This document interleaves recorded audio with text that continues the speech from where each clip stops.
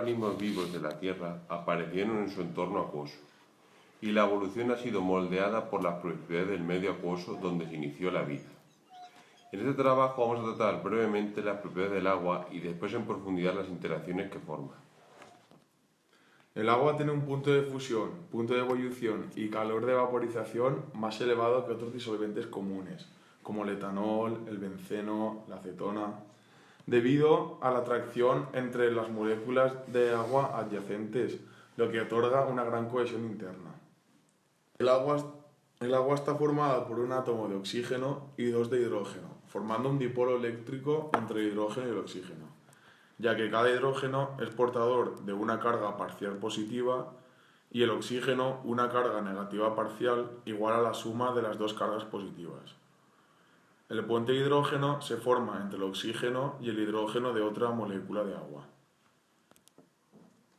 Estos enlaces son débiles. Los que se encuentran en agua líquida tienen una energía de disociación de enlace de 23 kJ por mol, en comparación con los 248 del enlace covalente entre el oxígeno y el hidrógeno de la molécula de agua.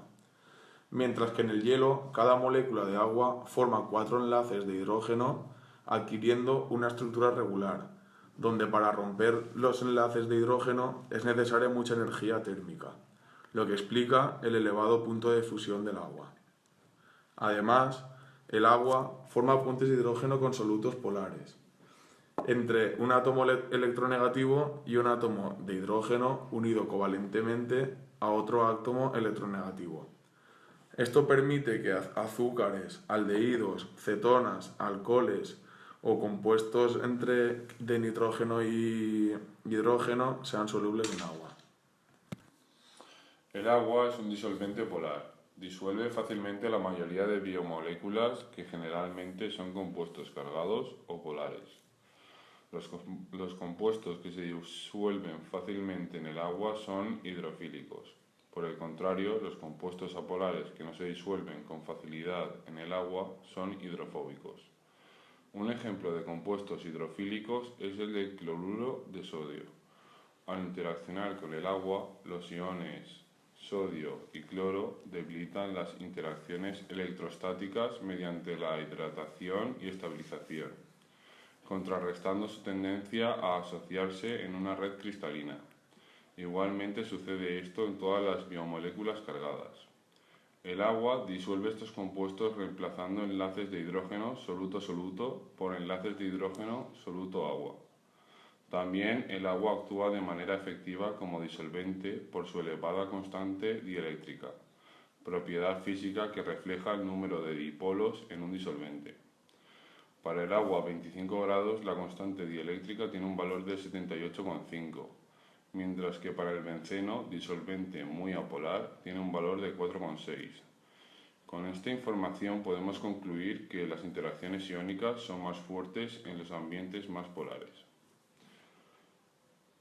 Es por ello que los gases apolares se disuelven mal en el agua, porque unos al ser diatómicos o en otros casos como en el dióxido de carbono, en que cada enlace es polar por diferencia de electronegatividad entre átomos, pero al tener los dos dipolos dirigidos en sentido opuesto se anulan entre sí.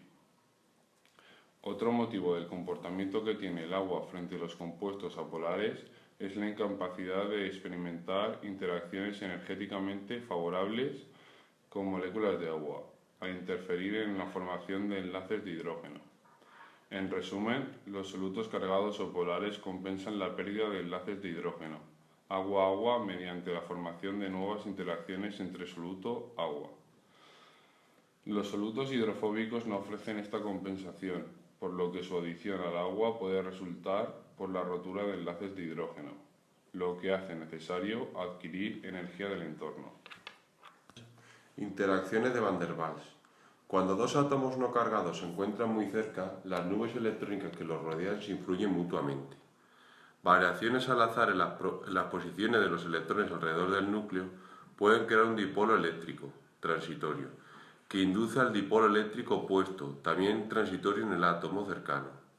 Los dipolos se atraen débilmente entre sí, con lo que los núcleos se acercan más. Estas atracciones débiles se denomina interacción de Van der Waals, o también conocidas como fuerzas de London.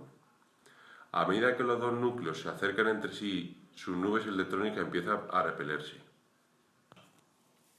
En el punto en que la atracción neta es máxima, se dice que los núcleos se encuentran a la distancia de contacto de Van der Waals. Cada átomo posee un radio de Van der Waals característico, que constituye una medida de lo que el átomo permite acercarse al otro. En los modelos Las interacciones hidrofóbicas son asociaciones de moléculas o grupos relativamente no polares con otras moléculas no polares. A veces estas interacciones se les llama enlaces. Esta definición es incorrecta. Las interacciones hidrofóbicas han sido observadas en las proteínas y se producen entre moléculas hidrofóbicas que presentan grupos fenólicos en su estructura. Estas interacciones, al igual que los puentes de hidrógeno, son mucho más débiles que los enlaces covalentes. Individualmente todas las interacciones hidrofóbicas son débiles, pero el efecto combinado de muchas de estas interacciones débiles puede ser importante. Estas son importantes para mantener la integridad de las biomoléculas. Presentan una fuerza de 1,5 kilocalorías por mol. En un medio acuoso, las moléculas hidrofóbicas tienden a asociarse y el simple hecho de que evitan interaccionar con el agua lo hace por razones termodinámicas, es decir, las moléculas hidrofóbicas se asocian para minimizar el número de moléculas de agua que pueden estar en contacto con las moléculas hidrofóbicas. Por ejemplo, las micelas se estabilizan por interacciones hidrofóbicas. Las moléculas de agua que rodean a una molécula menos polar en solución tienen más restringidas sus interacciones con otras moléculas de agua. Esas moléculas restringidas son relativamente inmóviles. Pese a ello, las moléculas de agua en el interior de la fase solvente son mucho más móviles.